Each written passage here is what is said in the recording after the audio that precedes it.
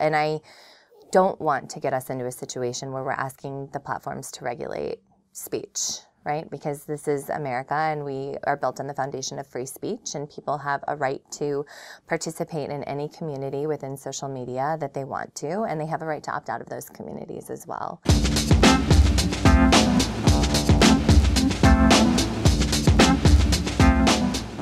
Hello, this is Eric Jones. I'm live with Velocitize. I'm joined by Jess Clifton, who is the U.S. head of digital for Edelman, one of the leading marketing communications firms in the world. Jess, it's wonderful to have you. Nice to be here. Thanks for having me. Absolutely. I think you got here on Thursday. You've had a couple of days to attend talks and hear some of the trends here at South by. Wondered if you could talk through some of the things that you've heard and seen. Yeah, I mean, I think, it's been a whirlwind trying to catch up with clients and go to meetings and meet the platforms and understand what the new innovations are that they're unveiling at South by. But I think one of the big conversations happening here is about AI and how artificial intelligence is really going to be deployed and leveraged. And, I think personally that's still pretty far away. And I don't think Hollywood has done us a lot of favors as it relates to the way consumers are going to adopt it.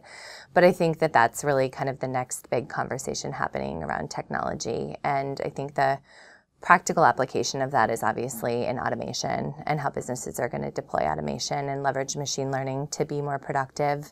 But I think that there's a lot of grandiose visions of AI that are happening and conversations that are happening around it at South by this year, which I've found pretty interesting. Edelman is responsible for putting out the Trust Barometer, which is very well known throughout the world.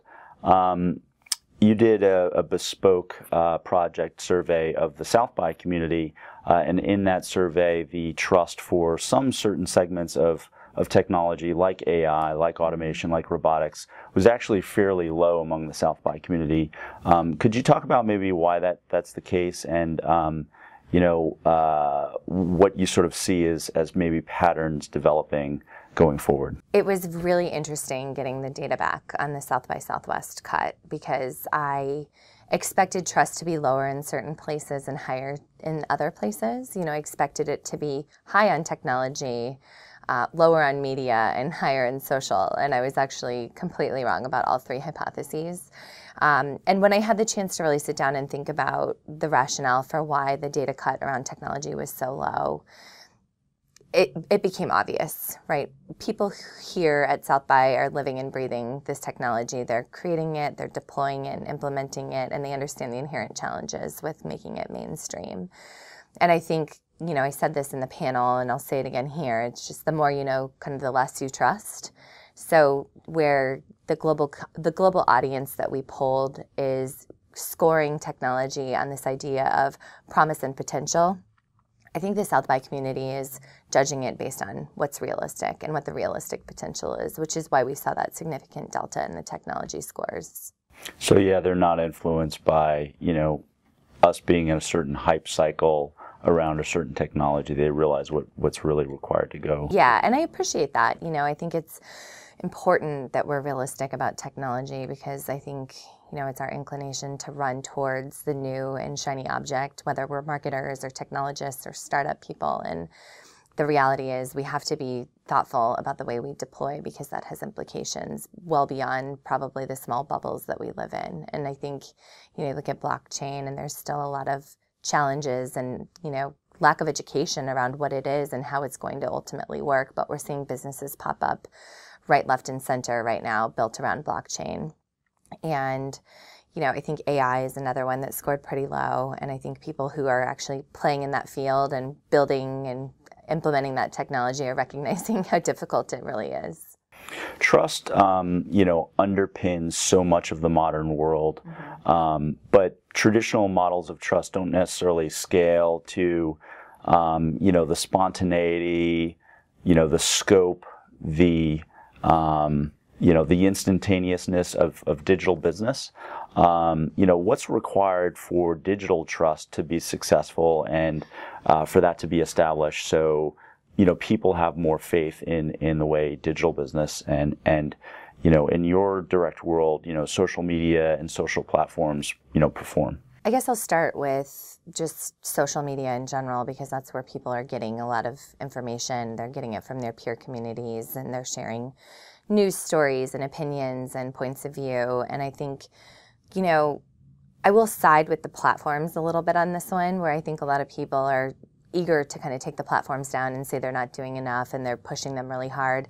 I feel very strongly that the platforms are actually well aware of the problem and doing a lot of work to right-size the ship. And I don't want to get us into a situation where we're asking the platforms to regulate speech, right? Because this is America, and we are built on the foundation of free speech, and people have a right to participate in any community within social media that they want to, and they have a right to opt out of those communities as well.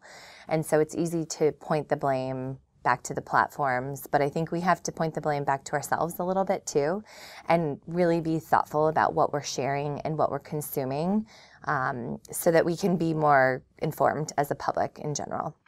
I think as it relates to brands creating digital trust, I think they have the same ethical responsibility in, you know, being transparent about things that go wrong and things that are going right. And when they're in promote mode, it's telling an accurate story about the realities of their business and, you know, getting people excited about engaging with them. And when they have a crisis or they do something wrong, quickly coming up and saying, we were wrong and we acknowledge that, and here are the steps we're taking to fix that. And I think, you know, it all goes back to, on both sides of the one-to-one individual consumer and the brand to consumer, it's really about transparency and authenticity.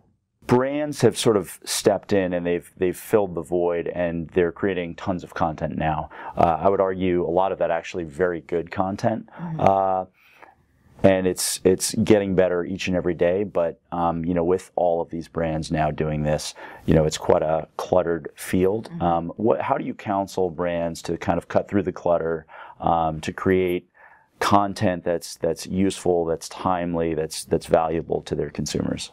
Every brand wants to be a publisher right now, and we're seeing a lot of brands do it really well who are a bit more mature and have made the right resources and investments to enable publishing. And then we're seeing a lot of brands who are kind of dipping their toe in the water and not fully committed and not doing a great amount of content. My counsel to any of our clients is that if you're going to become a publisher, you have to invest in the right resources. You have to understand kind of the storylines that you want to tell that are fulfilling for both your consumer and your brand, and you have to stick to a consistent theme and narrative, right? So we're not the press. We're not out there covering stories right, left, and center. We're covering things against a specific thematic. And so I think content strategy now more than ever is more important for brands. And then I think the other side of that is understanding the target audience that we're trying to reach, because I think brands get a little bit ambitious in reaching not only kind of their end users and sales points, but also kind of a broad base of consumers. I think we need to kind of take a step back with each of the brands and understand who are these segments we want to talk to, and how do we create content that's personalized and tailored to them to create meaningful one-to-one engagement. Jess Clifton, the U.S. Head of Digital at Edelman. Jess, thanks so much for being here. Thank you Really so much appreciate for having me.